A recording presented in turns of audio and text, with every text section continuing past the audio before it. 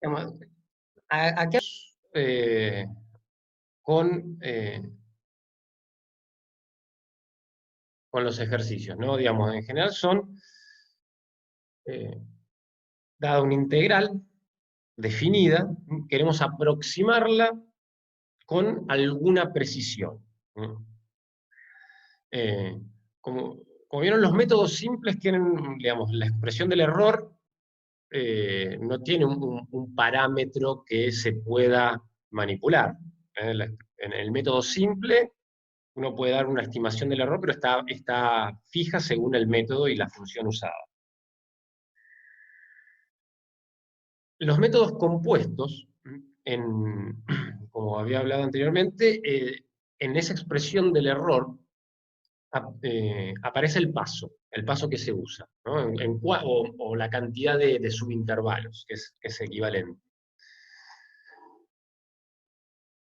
Entonces, la idea detrás del uso de estos métodos de integración es eh, tratar de aproximar esa integral con una precisión que uno fija de antemano. Es decir, yo quiero resolver esta integral asegurándome que el resultado tiene eh, tantos dígitos, tantos dígitos correctos, ya sea estudiando el error absoluto o la cantidad de dígitos significativos correctos estudiando el error porcentual.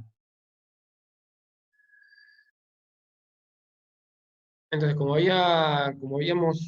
había comentado hace un rato, dada la expresión del error, o sea, para decidir, bueno, quiero resolver una integral definida en cierto intervalo, y quiero tener una cierta cantidad de decimales correctos. Por ejemplo, esto sería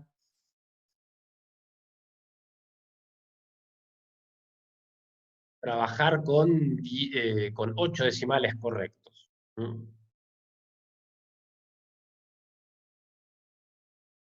Entonces, uno, ¿qué hace? De la expresión del error,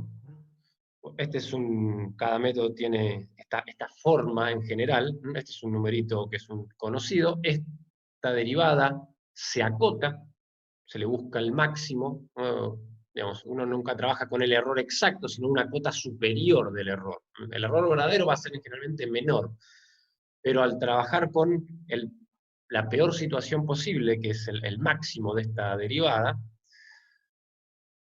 uno se asegura de que el error sea menor que esa tolerancia prefijada. Esto es algo que uno impone. Impongo que el error sea esta cantidad. Y, y de la expresión del error, lo único que no es un dato conocido es el paso.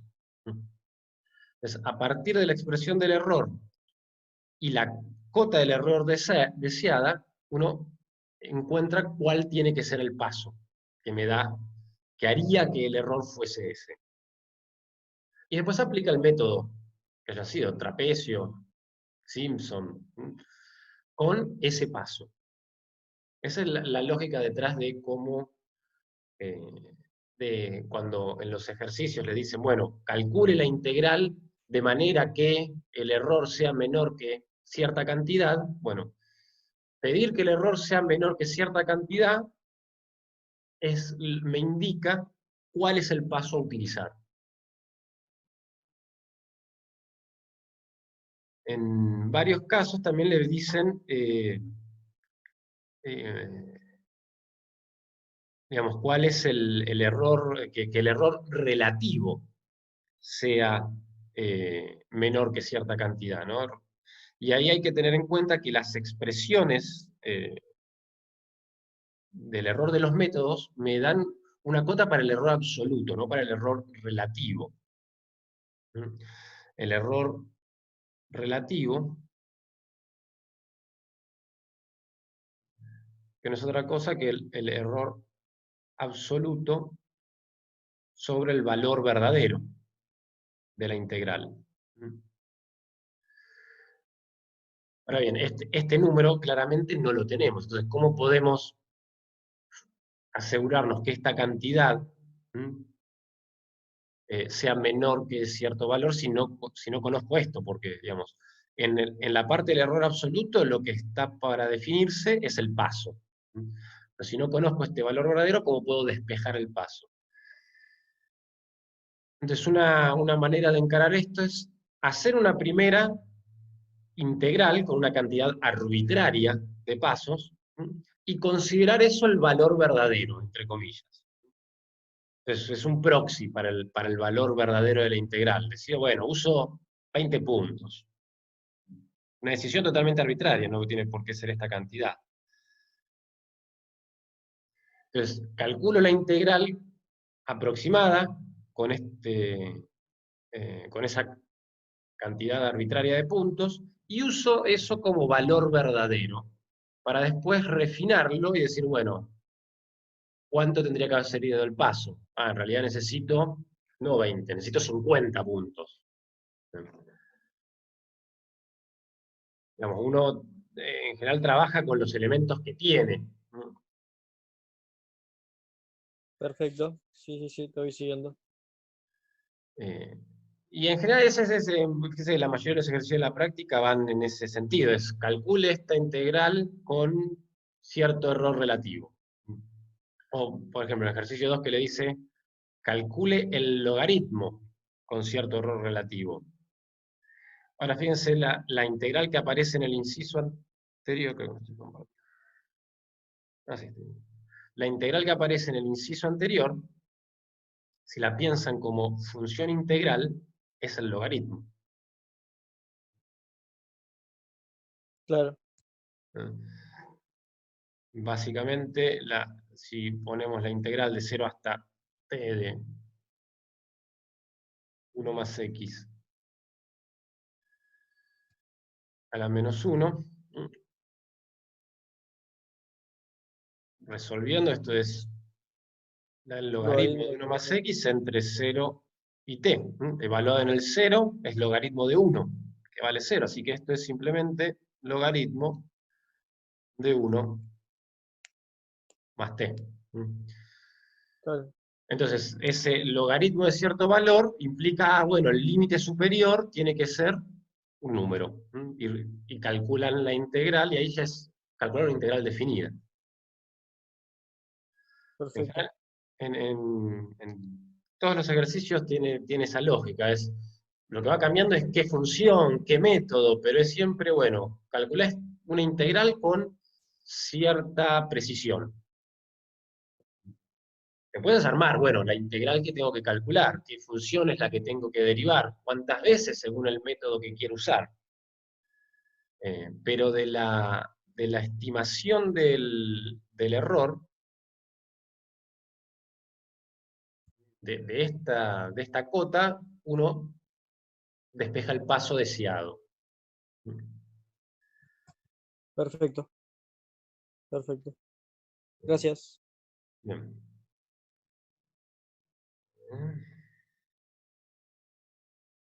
No, sí, hay otros que directamente usen, pues, sobre todo en cuadraturas gaussianas, donde no es tan simple el manejo del error, y uno simplemente decide, bueno, uso tal cantidad de puntos. Eh, en los ejercicios les van a decir la cantidad de nodos a utilizar en las cuadraturas gaussianas.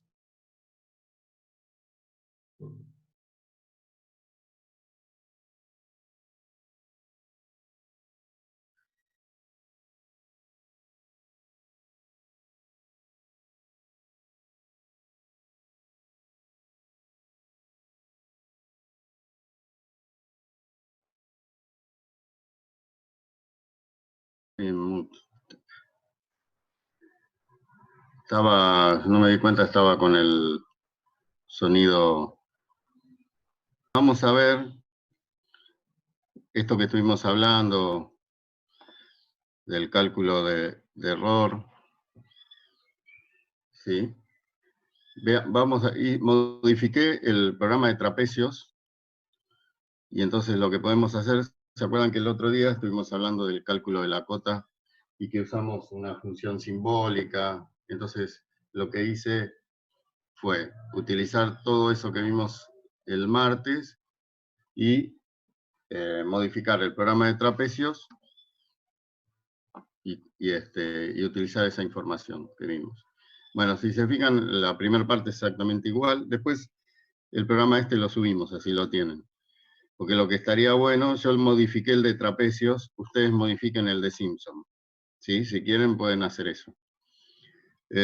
Fíjense, bueno, los límites de integración eran A y B, en este caso era 0 y 1, y seguimos con la misma función que teníamos, que era la de 4 sobre 1 más x cuadrados, ¿no? Que fíjense que esto también lo podríamos, hay un ejercicio en el que le pide calcular el logaritmo de 1,5, porque uno sabe que la integral de 1 sobre 1 más x le da un logaritmo. Esta, fíjense que le da el arco tangente y podríamos hacer un ejercicio similar con el arco tangente.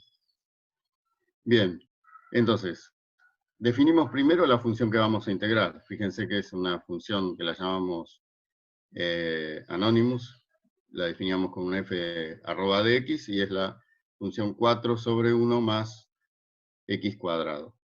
Esa es la función que tenemos.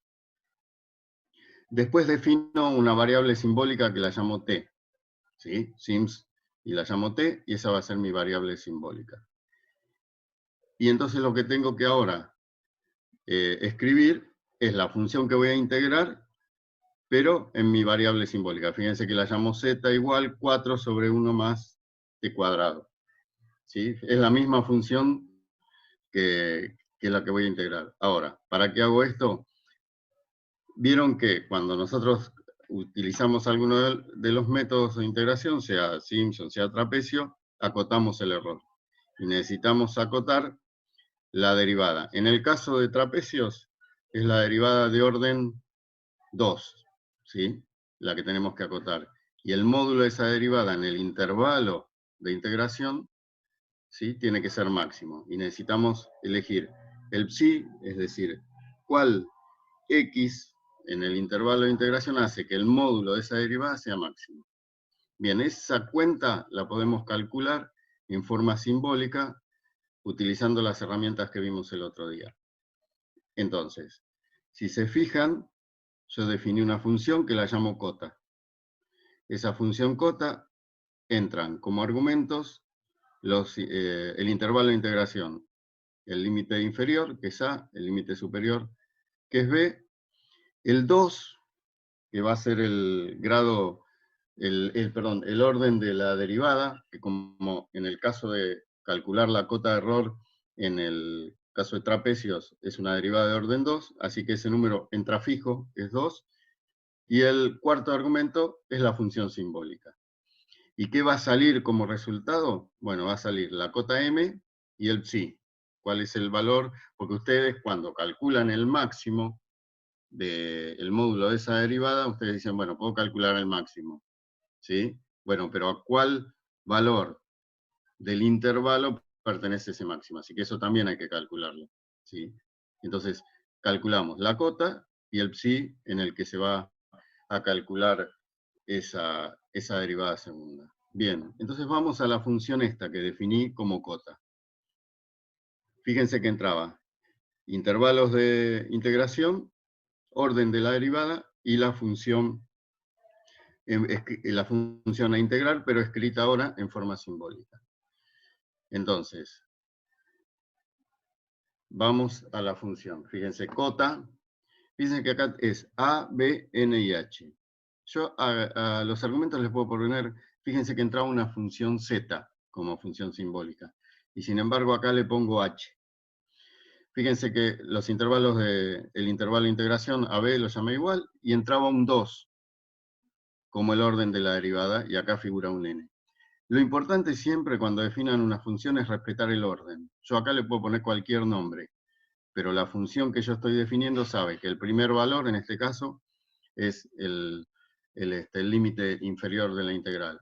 El segundo argumento es el límite superior. El tercer argumento es el orden de la derivada y el cuarto argumento la función simbólica. Es decir, no interesa cómo los llame yo acá, pero lo que sí tengo que respetar es el orden. Bueno, y salen con los mismos nombres. Podría incluso salir con otro nombre. Entonces, defino una variable sim x, el orden de la derivada, que como n entra 2, el orden va a ser 2, y el comando diff, que lo que va a hacer es calcular la derivada del orden que yo le diga de la función simbólica, en este caso la función h, que era la función que nosotros íbamos a integrar. Y nos da un resultado, eso que le llamamos sí. ¿Sí? Incluso uno lo puede ver escrito la derivada en forma simbólica. ¿Sí? No puede ver la expresión, en este caso, qué forma va a tener la expresión simbólica de la derivada. ¿Sí? Bien. Después lo que hago es, esto se puede hacer o no se puede hacer, pero es para ver visualmente qué forma tiene la derivada, es graficar. Acá les hago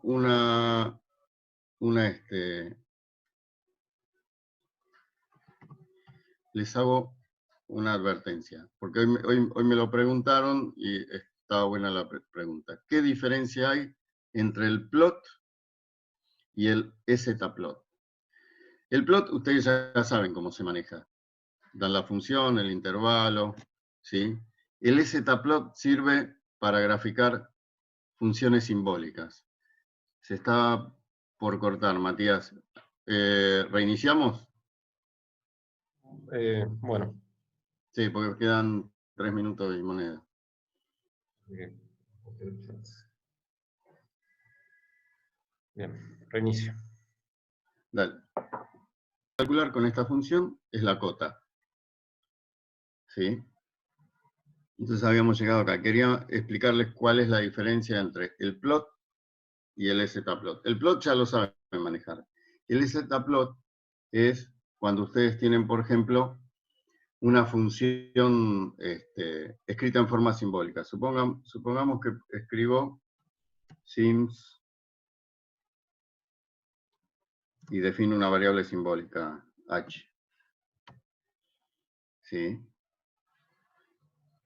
Entonces, ahora digo que z es igual a x al cuadrado. Perdón, h al cuadrado.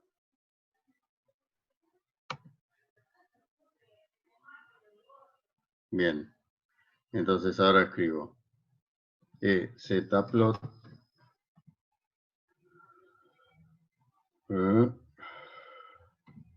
de z.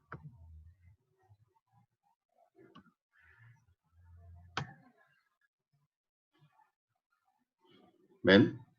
Entonces fíjense lo que hizo el zplot. Fíjense que lo único que hice fue definir la función, ¿sí? Una h cuadrado. ¿Sí?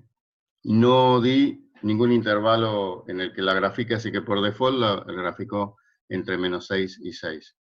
Pero uno puede elegir el intervalo entre qué y qué lo quiere graficar. Fíjense que acá pongo zplot y coma y el intervalo. ¿Sí? Bueno, por default le hace algún gráfico. Después, por default le pone el nombre al eje h y el título, que es la función. ¿Sí? Pero eso lo hace por default. Esto después uno lo puede cambiar, ahora lo vemos. Pero la diferencia fundamental entre el plot y el zplot es que el zplot grafica funciones que están definidas en forma simbólica. ¿Sí? No solamente funciones de este tipo, pueden funciones en 2 dimensiones, ¿sí? Lo que ustedes quieran en 3D, ¿sí? No hay problema. El tema es, entonces, lo que voy a hacer es derivo la función implícita simbólica 2 veces, y lo que voy acá a hacer es graficar la forma que tiene esa derivada en el intervalo AB, que es el intervalo de integración. Y después acá, lo que ponemos es que haya una grilla. Grid minor es una grilla con bastante detalle. Grid on es una grilla más grande. Con esto vieron que por default le ponía el valor del nombre de la variable simbólica. Bueno, acá por default uno con este comando xlabel le ponen el nombre al eje X, el nombre al eje Y y el título, que le ponemos derivada de orden, ¿sí? Si no le pusiera el título, por default me va a escribir la derivada segunda, ¿sí? De la función. Entonces yo le pongo de título, derivada de orden, y fíjense que lo escribo como variable carácter, entre comillados, entonces derivada de orden igual, y este comando, num2 str. Este comando lo que me hace es, fíjense que el orden de la derivada era un número, un entero. Lo que me hace este comando, ¿sí? Es a ese número entero, que en este caso va a ser 2, lo transforma en una variable carácter, ¿sí? Ese comando lo que me hace es eso. Entonces, como el 2 era un número entero, ahora lo transforma en variable carácter. Y va a formar parte del título. Ahora después vamos a ver cuando lo grafiquemos. Bien. Después, como lo que queremos, entonces, tenemos la derivada segunda, que era lo que nos interesaba. La graficábamos, todo. Pero queríamos calcular la derivada segunda. Fíjense que ya calcular la derivada segunda de 1 más x cuadrado es complicado. Y hay funciones todavía más complicadas para calcular la derivada segunda. Así que con esto uno las podría hacer. Y entonces, una vez que tengo la derivada segunda, necesito evaluarla. Buscar en dónde se hace máximo. Pero yo toda esa información que tengo la tengo escrita en forma simbólica. Entonces, ahora la vamos a llevar a una forma de tal manera que yo esa función la pueda evaluar. Entonces, ¿qué comando hace que esa expresión simbólica me la transforme en una expresión donde yo pueda evaluarla?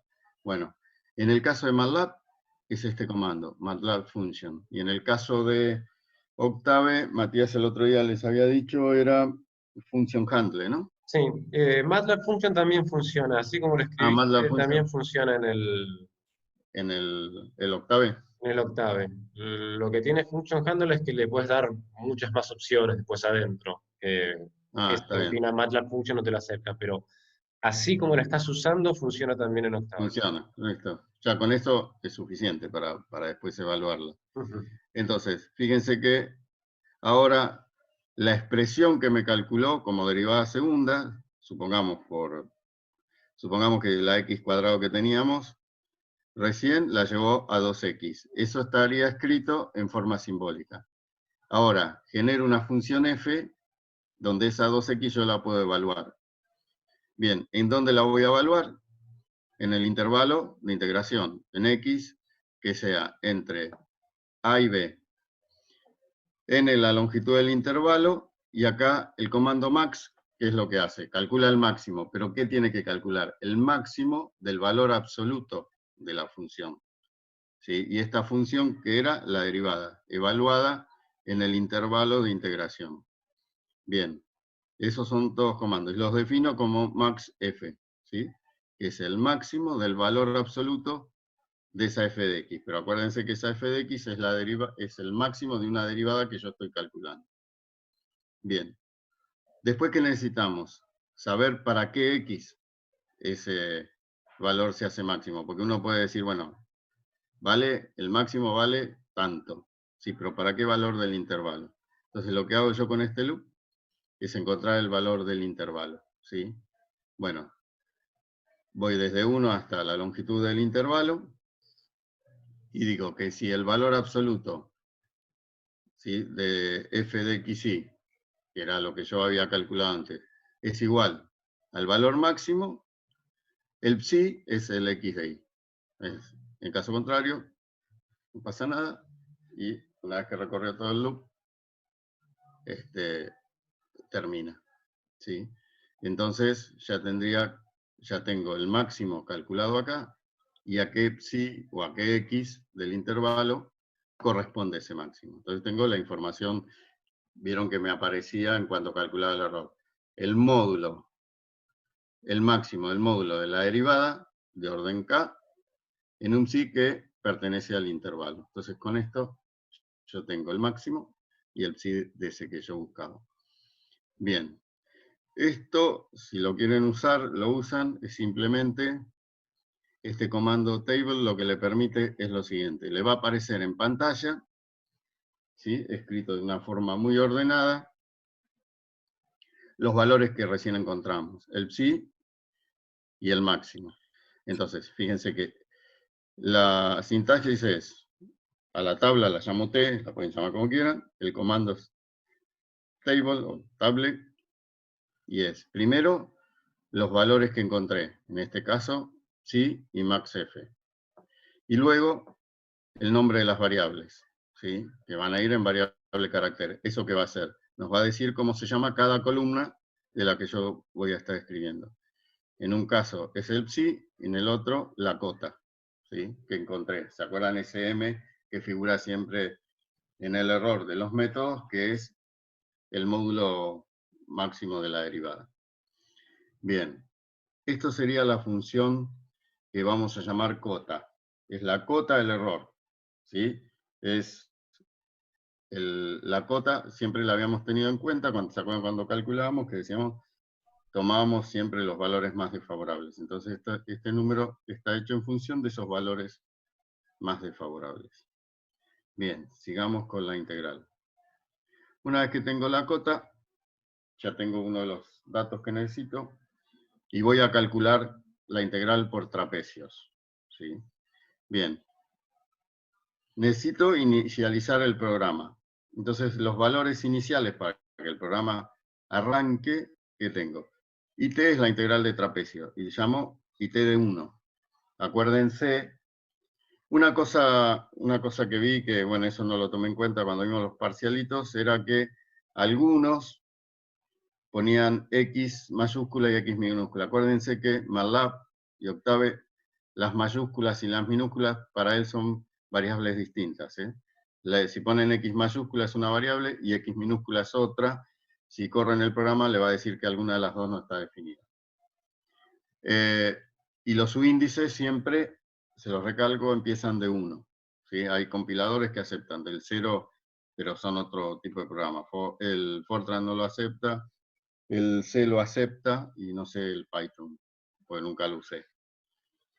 Entonces definimos la integral de trapecio, que sería la integral 1, porque como voy a integrar en muchos subintervalos, esto sería para un subintervalo. Entonces fíjense que esta es la expresión del trapecio para un intervalo.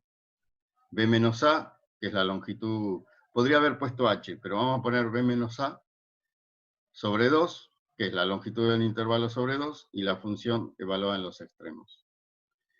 Esta es la cota, ¿sí? La cota de error para un intervalo, porque en algún momento en el programa le pongo que calcule la cota. Y el error para iniciar el programa. Este error, ¿sí? Acá porque sabemos cuánto vale la integral, que vale pi, pero uno este dato podría no tenerlo. En general lo que uno hace en un programa pone un valor grande.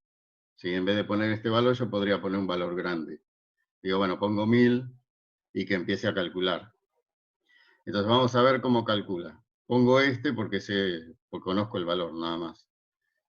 Bien, defino un n igual 1. ¿Por qué defino un n? Porque para un intervalo yo ya sé cuánto vale la integral, ¿sí? Que son los valores que pongo para inicializar el programa. Entonces digo, bueno, si el error es mayor que un milésimo, este while, la estructura del while, a ver si tenía abierta una... No sé si se ve la pizarra. Sí, sí, se ve. Sí, sí. Entonces el while, quedó ancho el coso. La estructura del while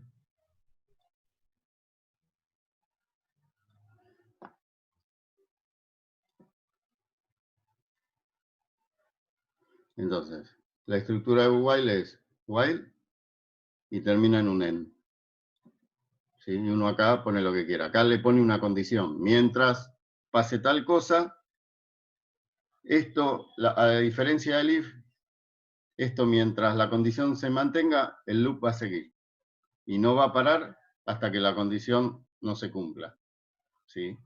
¿Esto para qué me sirve? Justo para lo que decía Matías. Uno puede decir, calculo Simpson con 10 valores, con 10 intervalos, ¿no? Simpson o trapecio. Calculamos trapecios con 5 intervalos, con 10 intervalos. Yo le pongo la cantidad de intervalos que quiera, que era la versión anterior de esta de trapecios. Ahora yo le digo, bueno, le pongo un error, que el programa va a calcular mientras el error sea mayor que 1 milésimo. ¿Sí? Cuando sea menor, este loop, que va de while hasta este end, va a parar. Por eso acá digo, bueno, el primer intervalo era 1, entonces ahora dice, bueno, el error, este error sabemos que es mayor que 1 milésimo. Entonces, el programa viene acá, primero leyó todo esto, todos estos datos los va a tener en la memoria, IDT1, E1, el error en 1, ¿sí? Y el n igual 1. Viene acá, dice, bueno, este error que calculó acá, o el que yo le di, porque no sé cuál es el valor de la integral, supóngase esta, porque le repito, esta porque sabíamos, pero podemos no saber, entonces le pongo un valor grande. Viene acá y dice, el error que tengo es mayor que esto, entonces como el error es mayor, va a venir a la línea 31. Como en la memoria tenía el n igual 1, ahora va a tener n igual 2. Calcula el nuevo h, que va a ser b menos a sobre 2, es decir, dividió el intervalo de integración en 2 subintervalos.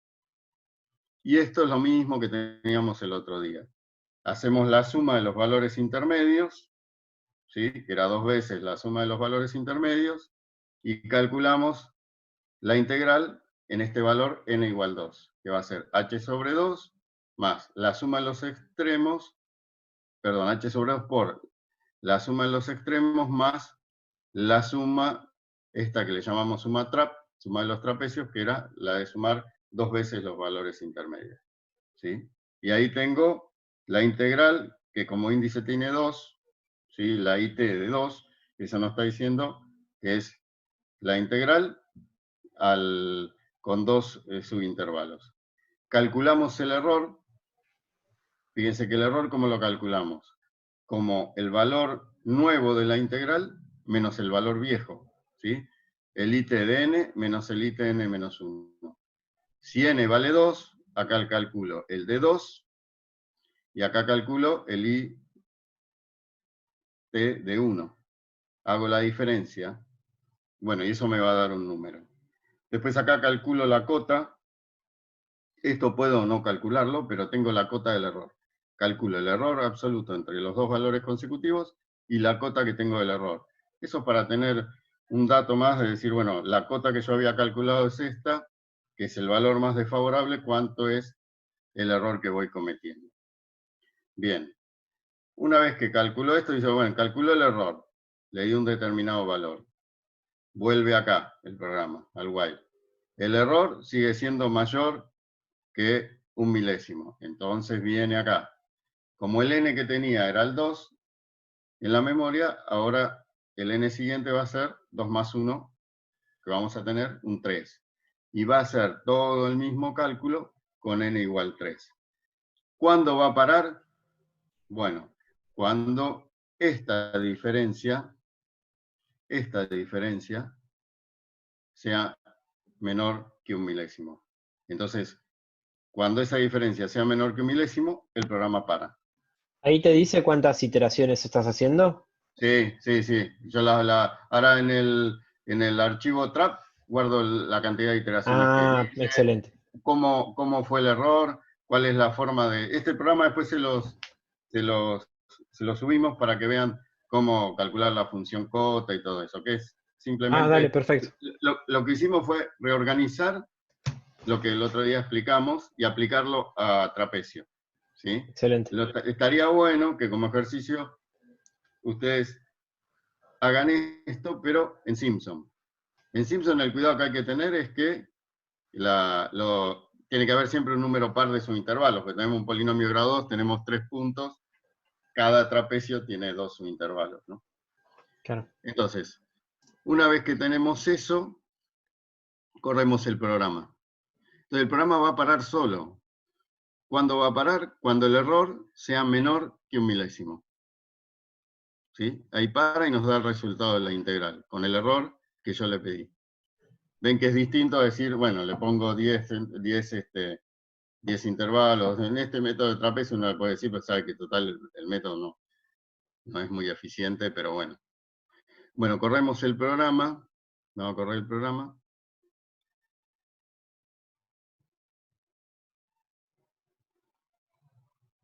Bien. Acá tenemos todos los gráficos. Esperen que... Fíjense, esto que decía yo acá, tabla. Fíjense, me dice que el psi es 0 y la cota es 8, la cota máxima. ¿Sí? El psi era el valor donde el psi es el valor de x donde el módulo de la derivada se hace máximo. Ese es el valor de psi. Entonces, fíjense, vamos a ver los gráficos. Este es lo que hace el zplot. Ven que si yo no le hubiera puesto el título, acá me escribe la forma que tiene la derivada. Y fíjense, esta es la gráfica de la derivada segunda, entre 0 y 1. ¿Y qué dice el psi? Que vale 0. Y fíjense que en 0 vale menos 8. Pero acuérdense que es el módulo, ¿no? El que se tiene que hacer máximo. Es el módulo de la derivada. ¿Está? Entonces el módulo, porque uno podría decir, bueno, el máximo lo tiene acá. Sí, pero estoy tomando el módulo, así que el módulo máximo es menos 8. Por eso aparece el 0. ¿Sí? Y la cota, bueno, vale 8. El módulo vale 8. Ahí tienen cómo varía la derivada. Cuando hagan Simpson, que ponen la derivada cuarta, van a ver que les dibuja acá la derivada cuarta. Si no le ponen título, les va a escribir acá la derivada cuarta, la forma simbólica de la derivada cuarta. Ese comando difes, la verdad que es muy piola. Bien. Después el otro gráfico son los distintos, fíjense que hizo 8 intervalos. ¿Sí? Fue del intervalo 1, que era el que nosotros habíamos definido, hasta el intervalo 8. Quiere decir que con 8 intervalos el error ya es menor que 1 milésimo. ¿Sí? Entonces fíjense los valores. Para un intervalo, para 2, para 3, para 4, así, y fíjense cómo va convergiendo el valor. Uno puede ver en la gráfica que a medida que va aumentando el número de intervalos, el valor va convergiendo, que tiene que converger justamente a pi. Y el otro gráfico que tenemos es cómo va disminuyendo el error. Fíjense que cuando vale 1 está casi en 0,15 y así va disminuyendo el error a medida que va aumentando el subintervalo. ¿Sí? Bueno, a ver si... No quería ver, pero no lo va a después, está dentro de la función. A ver si escribía la forma...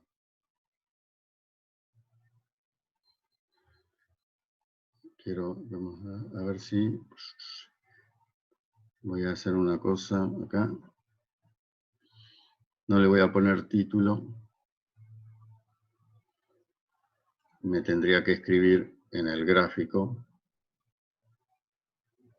En este gráfico me tendría que escribir, en vez del título, la forma de la derivada.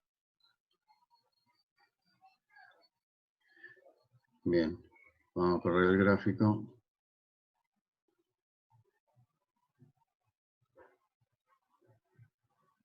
Bueno, este es el del error. ¿No? ¿Ven? Ahí me escribió en forma simbólica la expresión de la derivada. ¿Sí? Incluso yo podría hacer que me aparezca en el... Acá, es lo que quise hacer, pero como está dentro de la función cota, tendría que sacarle el punto y coma y la escribiría en el command window esta expresión también.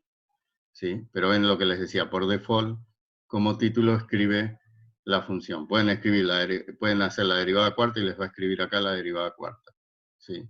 Después, todos los programas, fíjense que todos los programas, el MATLAB, el Octave, el Maple, todos tienen un comando que se llama simplify, ¿sí? ¿Qué es lo que hace? Hacer el álgebra de esto, achicar lo más posible esta expresión, ¿sí? Ese comando a lo mejor se puede hacer álgebra de tal manera de reducir, juntar todos los términos cuadráticos, los cúbicos y así, y a veces el comando simplify lo hace. Bueno, otra cosa que podemos ver es el archivo trap, que era donde, eso ya lo habíamos visto la otra vez, era donde vamos a escribir, ¿sí? Bueno, estos son los plots de los resultados de la integral y el error. Esto es lo mismo de siempre, ¿no? Eso ya el comando plot ya lo vimos. Esto abríamos el archivo, que lo llamamos trap.txt, le poníamos este parámetro W que nos les permitía escribir en el archivo. Este fprintf, estos son variables carácter que van a ser los títulos de las columnas. Acuérdense siempre de poner este /n, que lo que nos dice es salte a la línea siguiente. Y acá escribimos los datos que salieron del programa. El número de intervalo, la integral, el error y la cota. Cómo es la cota para cada intervalo. Y estos eran los formatos, ¿no? Esto es entero, esto era real, 7 dígitos, tiene 5 de decimales y guarda 2, uno para la parte entera y otro para el signo. Bien, entonces si abrimos el archivo trap, lo que podemos ver es, fíjense, para el intervalo 1, pues habíamos dado a 3, el error es este, y para el trapecio con un intervalo, la cota de error estaba en 0,66. Fíjense que esta es la cota, pero el error es menor, el que estoy cometiendo. Para dos intervalos, 3,1, fíjense que el error es 1/10, y esta es la cota, y así sucesivamente. Entonces uno va viendo cómo cambia el error. Si yo le cambiara acá el error, supóngase que le pongo ahí 10 milésimos, corremos el programa, bueno, los gráficos van a ser, obviamente el error, fíjense, 16 intervalos hizo, antes eran 8. Acá, cómo convergió el valor de la integral, es mucho mejor con 16 intervalos, por supuesto. Bueno, y acá sigue siendo la fórmula de la derivada segunda, ¿no? La expresión matemática de la derivada segunda y la forma que tiene la derivada segunda. Y si me fijo en el archivo trap, ven que me escribió 16 subintervalos. Esto es lo que me preguntaban recién. Yo guardé, lo que tiene bueno para abrir archivos y guardar los datos es para esto, ¿no? Para poder comparar e ir viendo cómo cambian, ¿no? Además de hacer el gráfico, ver cómo cambian los valores, qué órdenes de magnitud tienen, ¿sí? Y ver la cota, ¿no? Con esa función cota podemos ir calculándola. Bien. El archivo trap ya tiene que existir para que lo pueda correr ese programa que lo sobrescribe, ¿o lo va a crear él solo cuando lo corres? No, fíjate que lo crea acá. Cuando este comando fopen trap.txt, eso te guarda el archivo. Lo que tenés que tener en cuenta es que si tenías ese archivo, si volvés a escribir, te borra lo que tenía y te sobrescribe. Hay maneras de que vos escribís, haces otra cuenta y después te siga agregando y no te borre lo anterior. Eso Bien, también bien. se puede hacer. Le decís, por ejemplo, primero que te escribe una línea, entonces eso te sirve por si haces corridas, suponete que vos tenés una corrida y le cambiás algún parámetro. Decís, en la corrida 1 con este parámetro. Tenés un archivo, te escribís una serie de datos. Decís, bueno, ahora le cambio el parámetro. Bueno, pero no me borres esos archivos, esos números, que quiero compararlo con la segunda corrida.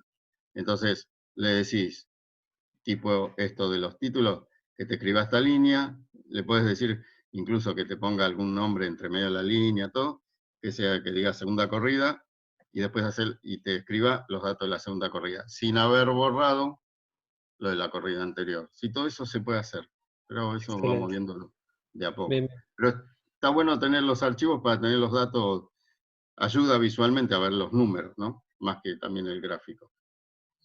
Y bueno, esto después se lo subimos, después de la clase se lo subimos, así lo tienen, y yo les diría, intenten hacer esto, pero hacer esto para Simpson. En el programa de Simpson, fíjense que no son muchos los cambios que hay que hacer, ¿sí? Y háganlo para Simpson, y lo que tienen que tener en cuenta que en Simpson la derivada, creo que es de la de orden, le queda la derivada de orden 5, ¿no? De orden 4 o de orden 5, ¿sí?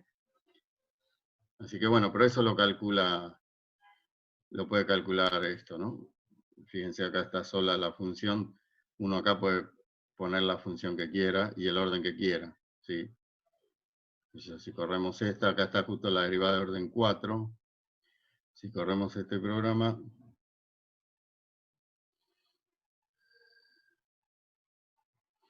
¿sí? Esta es la derivada de orden 4 de la función, ¿sí? Si no le pusiéramos el título, vamos a comentarle el título, me tendría que escribir como título la derivada de orden 4, que debe ser un bodrio. Sí, bueno, incluso puso puntos suspensivos acá. El primer término y el último término puso. ¿Sí? Si yo acá, seguramente, ¿cómo la llamé? A ver si la llegué a escribir acá.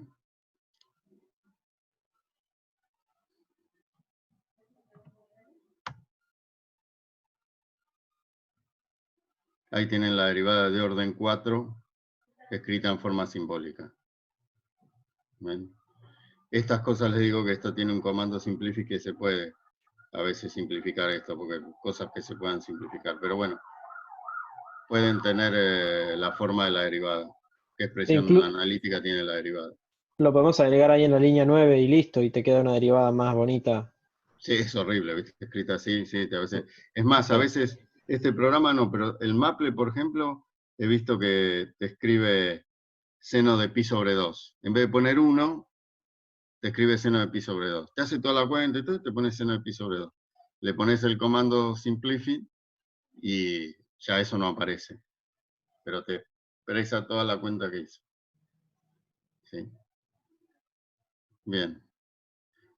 Yo lo que le diría, bueno, si pueden hacer esto para Simpson, más que nada como ejercitación para manejar la función cota y todo esto, estas cosas. La pueden programar de otra manera completamente distinta. Si a ustedes se les ocurre de otra manera, ¿sí? He visto muchos programas que corregí que realmente estaban muy buenos, ¿sí? Para los cálculos que hacían. Los de, ¿cómo se llama? Los de cuadrados mínimos, entonces había algunos que usaron el subplot y compararon el ejercicio de los tres polinomios de grado 1, 2 y 3, y usaron subplot, la verdad que estuvo muy bueno. Y algunos, no me acuerdo si se los dije recién a usted o al grupo anterior, tengan cuidado que cuando definen una variable, si es mayúscula, sigan escribiendo mayúscula, y si es minúscula, sigan escribiendo con minúscula, porque se los toma como cosas distintas. Bueno, no sé si tienen, esto después lo subimos. Quédense tranquilos, así lo ven, lo estudian.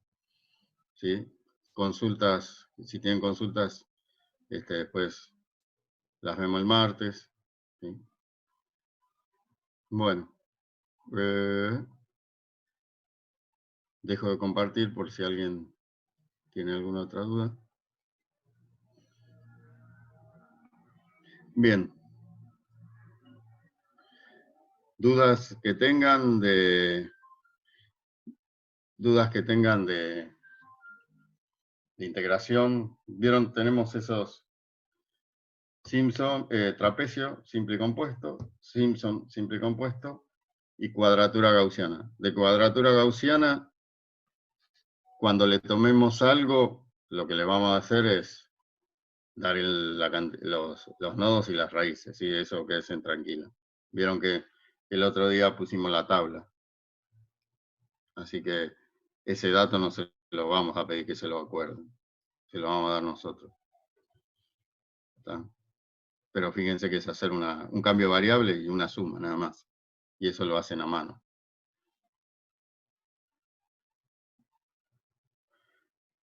Bueno.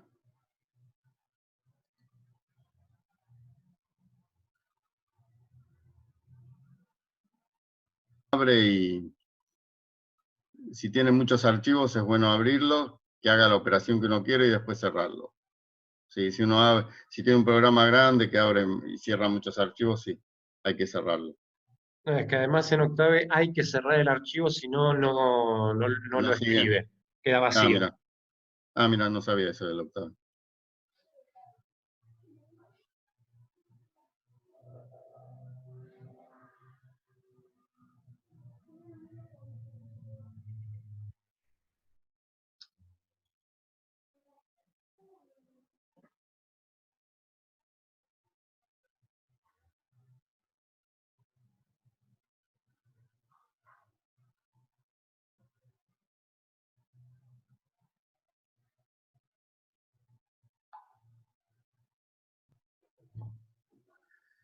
En los métodos cerrados de Newton-Cotes, para aproximar el valor de la integral de una función, lo que se hace es, esencialmente, interpolar esta función con una cantidad de puntos, ¿no? La cantidad de puntos que uso para interpolar me dará los distintos métodos, ¿no? Trapecios usa 2 puntos nada más. Interpolan un polinomio de grado 1. Simpson interpola esta función con una parábola, usando 3 puntos, partiendo de un intervalo AB en 3 puntos. En el ejercicio 4 de la guía, dice, bueno, el método siguiente, ¿no? Que sería utilizar 4 puntos.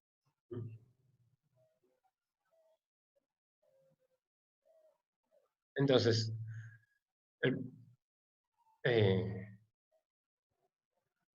el primer paso sería construir el polinomio interpolante,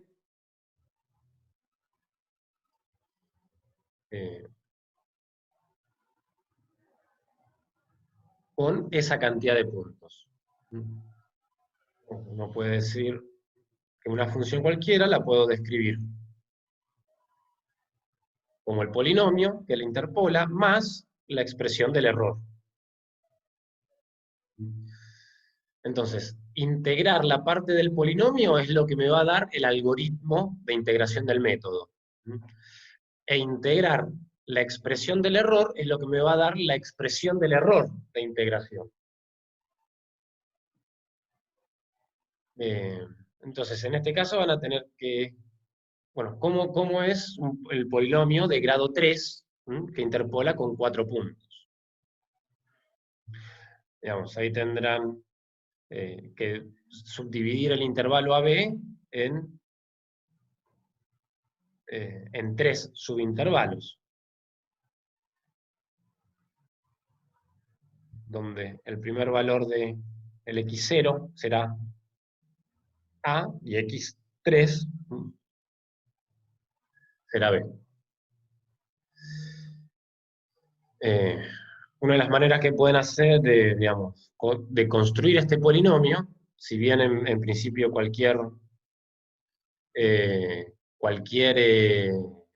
método es equivalente, resolver después la integral va a ser más cómodo con los distintos métodos. En particular, uno de los más directos es utilizar la interpolación de Lagrange, donde hay el polinomio interpolante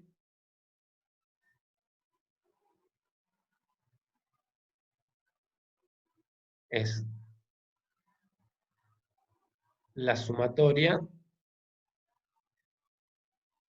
de los lagrangianos, ¿no? Multiplicados por los valores de la función. Así que esta parte es la que me va a hacer aparecer las evaluaciones de la función en el algoritmo de integración. Y los lagrangianos es lo que, es lo que voy a tener que integrar y es lo que va a ser esencialmente el peso que va a tener cada una de estas partes. Recuerden que lagrangiano era la productoria. En este caso estamos con 4 puntos.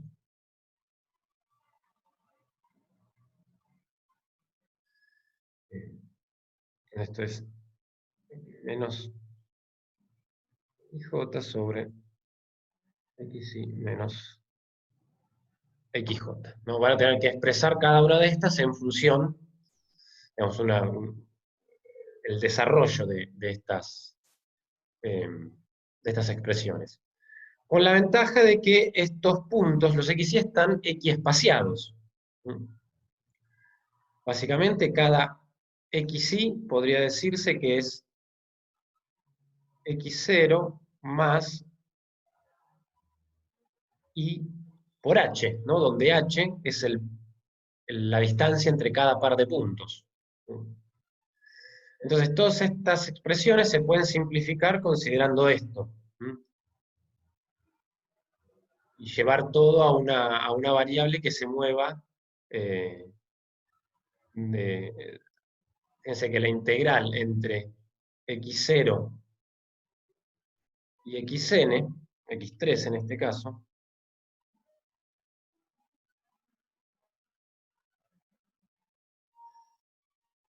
se va a poder llevar a una integral entre 0 y 3, ¿no? Porque es la variación que tiene este índice. Y todas estas expresiones de los lagrangianos quedan expresadas en función de esta variable, básicamente hacer esta sustitución. Va a quedar todo en función de esta variable, se le llame S, el nombre que sea, ¿no? Todas estas integrales respecto de X, haciendo una sustitución, llevadas a esta variable, ¿no? Que va a ser más sencilla de integrar. Porque esencialmente acá lo que van a tener es polinomios. Estos polinomios son los que van a tener que integrar ahí adentro. La integración del polinomio interpolante es lo que les va a dar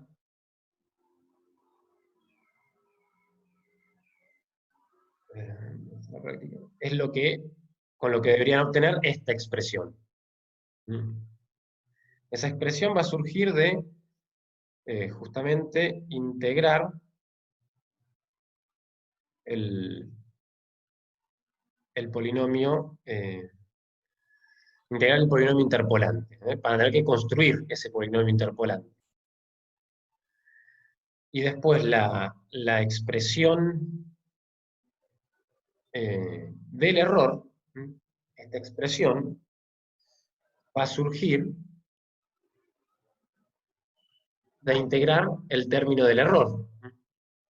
Ahí tengan en cuenta que el término del error de interpolación es una derivada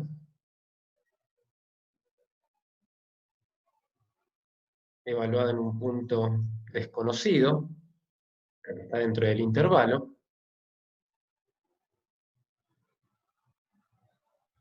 por la productoria desde igual 0, bueno, en este caso a n,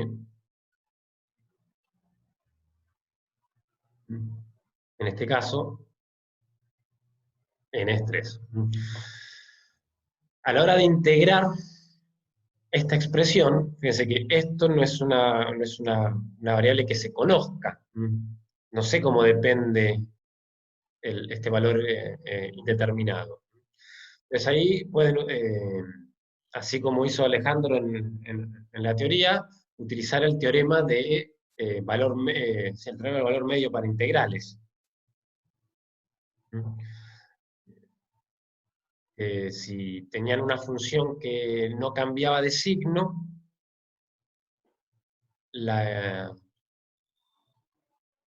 integral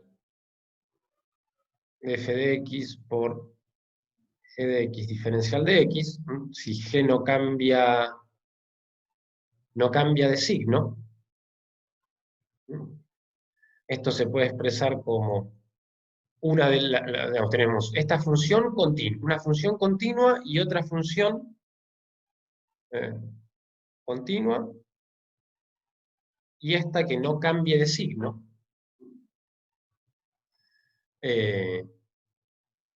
Esa integral es la función continua evaluada en un punto intermedio, desconocido, pero que existe este valor, es decir, existe un valor alfa dentro de este intervalo, de manera que esa integral es la función esta evaluada en ese punto por la integral de la función que no cambia de signo.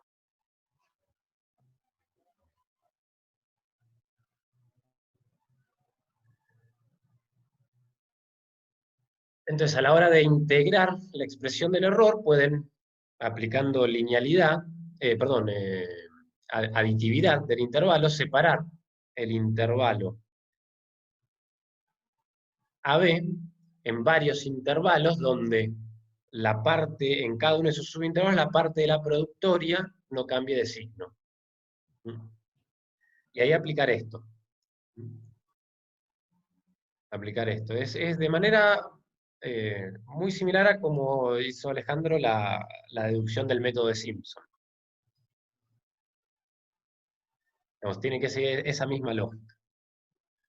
Va a llevarlo, o sea, es bastante un poco pesado a nivel algebraico las cuentas que hay que hacer. O sea, son varias integrales, pero son todas de polinomios.